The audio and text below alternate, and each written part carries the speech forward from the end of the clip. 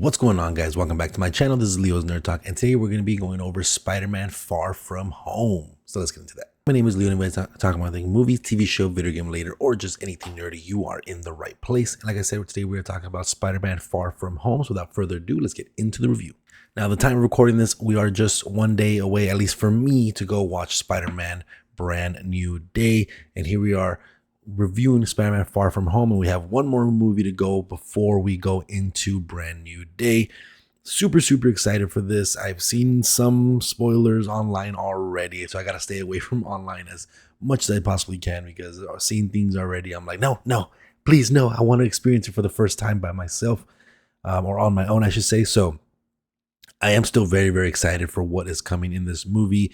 You know, I hear a lot of people really enjoying this. I've seen people give it like 5 out of 5. I don't know if it's going to be that great. I hope it is, though, because although I've had my reservations of whether or not I'm going to be enjoying this movie, just because it seems like there was so much going on, it's still very exciting for me. Spider-Man is my second favorite superhero of all time. So for me to see a brand new Spider-Man movie with a pretty big star cast and characters coming in that we haven't seen in the Tom Holland universe interacting with Tom Holland, it's going to be very fun for sure. But before I give you my thoughts of how I feel about Spider-Man Far From Home, let me know what you guys think about this movie in the comment section down below, as well as share your excitement for Brand New Day, and also let me know which of the Spider-Man movies is your favorite. Now, starting with my pros, I really enjoy the story here. You have a villain that we haven't seen in live action before within Mysterio, with Jake Gyllenhaal playing Mysterio, one of my favorite actors of all time, if not my favorite actor of all time. So seeing how they play on the Mysterio in this movie, I think it's very fun.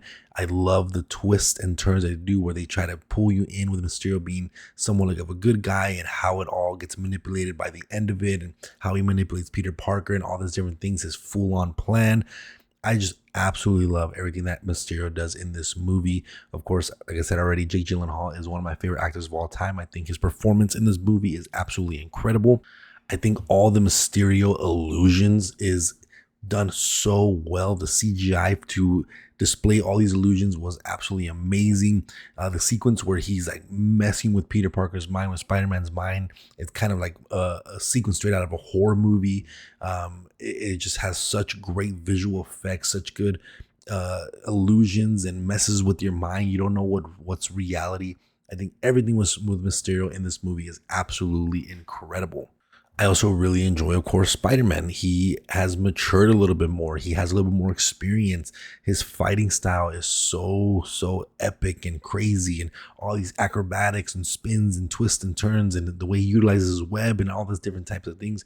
You can tell he is a much more experienced Spider-Man within this movie, and the way the camera is moving along with Spider-Man, the way the action is shot, it is so intense. It has such great action sequences. It keeps you at the edge of your seat, and it keeps you hyped throughout this entire movie. So I really enjoy Spider-Man doing his Spider-Man stuff, and just being a great superhero, being super acrobatic, and just having a lot of fun with the way they film the action, the way the choreography is done for the action. But also Peter Parker himself, I think he is also, again, a little bit more mature. He has, of course, coming right off of Endgame, the loss of his biggest mentor within Tony Stark, and him trying to live with that kind of grief and trying to become his own person, his own man, his own superhero.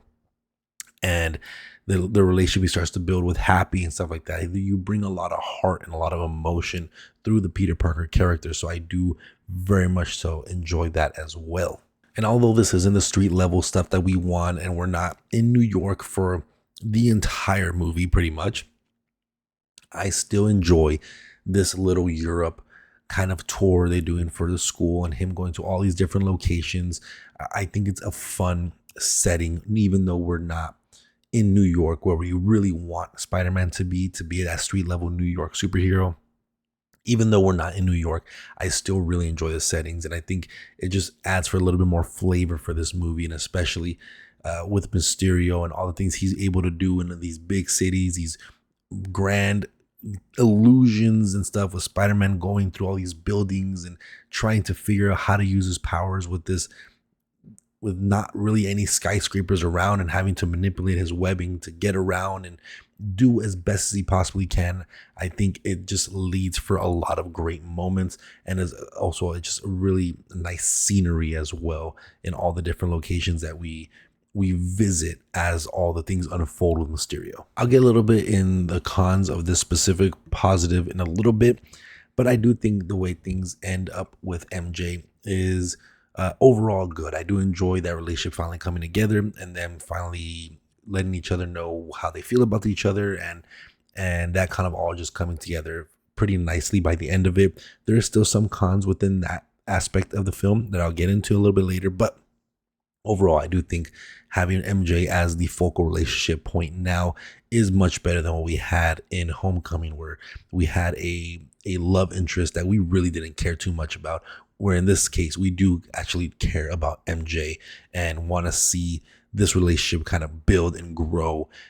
So it's very satisfying by the end of it when you see that kind of come full circle. I also like the few suits that we get here. I don't really like the Iron Spider suit that we see at the beginning of the movie. I think that one looks a little weird, and I don't know. I'm not a big fan of that one, but I like the black suit that they give him while he's in Europe, so people don't recognize him as Spider-Man. And then I do like the Spider-Man suit that he ends up making for himself when he's going into the big final battle. I think that suit is done very nicely as well, very vibrant.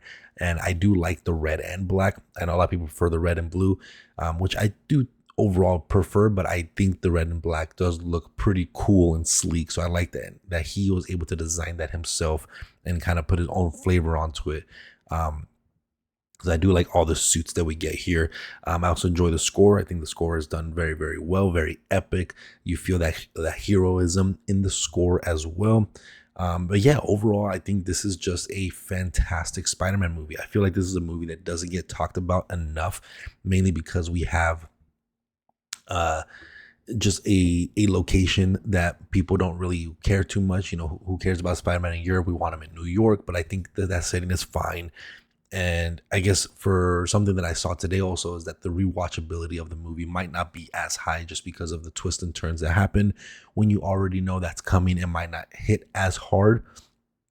And I can totally see that, but I do think this is a fantastic Spider-Man movie, and it got me so hyped watching it. And I haven't seen this movie since it's released back in 2019. So seeing it, you know, now about 8 years later, or, you know, whatever the case is, it still holds up for me very, very well. But with that being said, let's go ahead and get into my cons.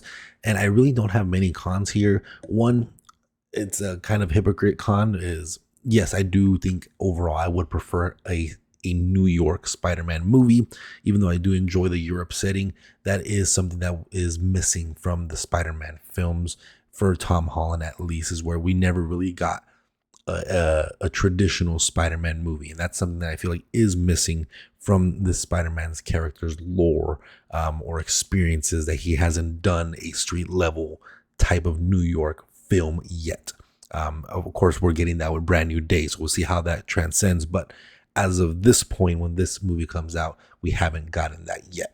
Something about MJ that I was mentioning a little bit earlier, I do like how it all comes together by the end of it, but I do think that MJ should have been a love interest since the beginning from Homecoming. I think it's a little weird that we had this random love interest in the last movie that just kind of fizzles out, and we now have MJ as a love interest out of nowhere. You don't really get any setup. It's just opening scene pretty much is, hey, I want to be with MJ.